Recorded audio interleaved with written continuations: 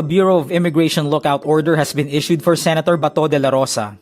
The NBI says Senator Robin Padilla is a person of interest in the disappearance of Senator Bato de la Rosa. The Ombudsman suspends Senate Sergeant-at-Arms Aplasca over the shooting incident on May 13. The National Bureau of Investigation and the Senate Office of the Sergeant-at-Arms give conflicting accounts of Wednesday night's shootout.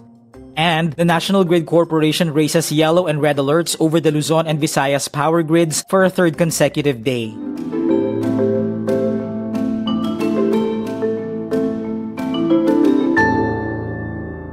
A Bureau of Immigration lookout order has been issued for Senator Bato de la Rosa.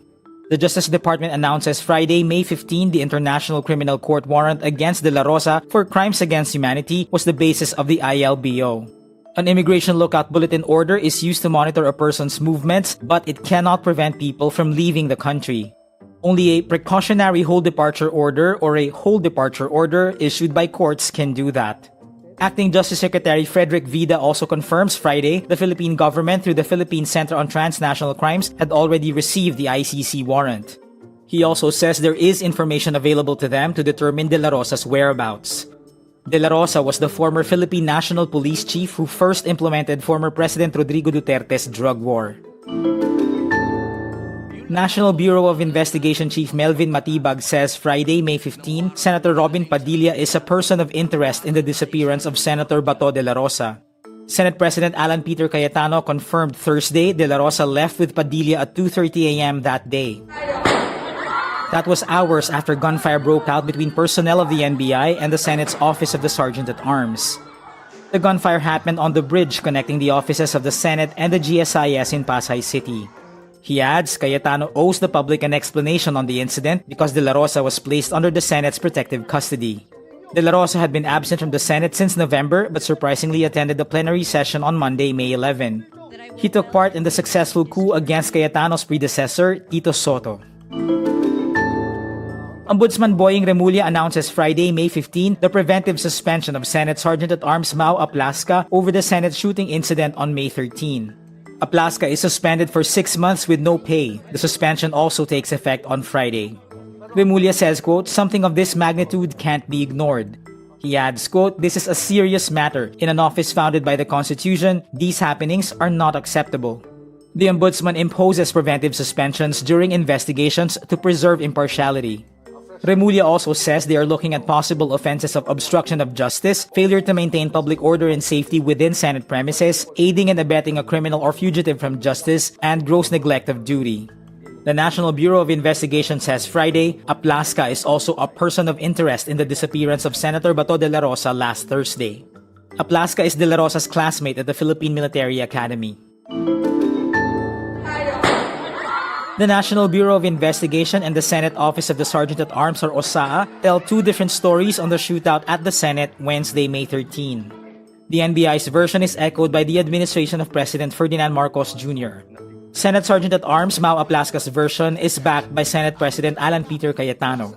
Both camps established that NBI agents were present at the GSIS office adjacent to the Senate building. NBI Chief Melvin Matibag says agents were deployed to the GSIS premises past 6 p.m., while Aplasca says he had received reports of the presence of NBI agents since morning. The NBI also had footage of their agents drilling a hole to forcibly remove a lock because the OSAA supposedly had the key. Matibag notes that this is not proof of assault by the NBI.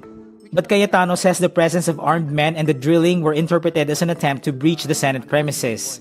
The NBI claims Aplasca fired a warning shot even after their men provided identification. Cayetano says Aplasca only fired a warning shot after NBI agents refused to back down and pointed their long firearms at the OSAA. Matibag downplays the NBI's involvement in the gunfire, saying only a single agent was forced to fire back and the heavy barrage came from the OSAA. But the OSAA claims multiple people on the NBI side were involved and the NBI agents retaliated after Aplasca fired a warning shot. The CCTV footage of the incident has yet to be released to the public. The National Grid Corporation of the Philippines raises yellow and red alerts for the Luzon and Visayas grids for a third consecutive day, Friday, May 15. This, as the Institute for Climate and Sustainable Cities says, the rotating blackouts highlight the systemic risks in concentrating power infrastructure in a few large facilities. As of May 15, 11:45 a.m., the Luzon grid is on yellow alert from 1 p.m. to 2 p.m. and 11 p.m. to 12 a.m. and on extended red alert from 2 p.m. to 11 p.m. Meantime, as of 2:50 p.m. the same day, the Visayas grid will be on yellow alert from 2 p.m. to 3 p.m. and 10 p.m. to 11 p.m. and on red alert from 3 p.m. to 10 p.m. The ICSC calls out the tripping of the Dasmariñas-Ilijan and the Tayabas-Ilijan transmission lines, which caused the disconnection of around 2,500 megawatts of electricity from the grid. While the transmission lines were brought back online, the ICSC points out the disconnected power plants were unable to resume power generation immediately. And that's today's wrap. I'm JC Gutinga. Thank you for watching. Click the link below for the full story. For more updates, download the wRap.